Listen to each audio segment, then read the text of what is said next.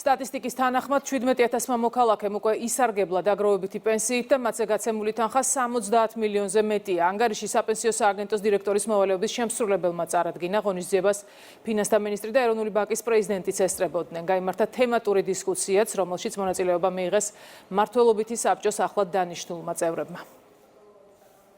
მმართველობითი საბჭო წარმოადგენს საპენსიო ფონდის უმაღლეს მმართველობით ორგანოს, რომელიც პასუხისმგებელია საპენსიო ფონდის საქართველოს კანონის დაგროვებითი პენსიის შესახებ, რომლებიც უკვე ფუნქციონირებენ და ჩვენი ამჟამინდელი საქმიანობა არის განახლებული დებულების პროექტის განხილვა, რომელიც უნდა დამტკიცდეს ამ წლის 1 მაისამდე. კანონში შესული ცვლილებების შესაბამისად 2025 წლის 1 მაისიდან წარმოშობილ სახელფასო განაცემზე დამსაქმებელი უკვე აღარ შეასრულებს საპენსიო შენატანების ადმინისტრირების სისტემაში დეკლარირებას და ეს მოხდება შემოსავლების სამსახურის საშემოსავლო დეკლარაციით. კანონის ცვლილებებით გავამარტივებთ პროცესი და ერთი დეკლარაციის სახით იქნება საპენსიო შენატანების ადმინისტრირება. საპენსიო ფონდის ახალი ხელმძღვანელობა მმართველობითი საბჭო, რომელიც დღეს ჩამოყალიბდა და არის შექმნილი როგორც უცხოელი კოლეგებისგან, ასევე ქართველი კოლეგებისგან, მუშაობდეს იმ პრინციპით, რომ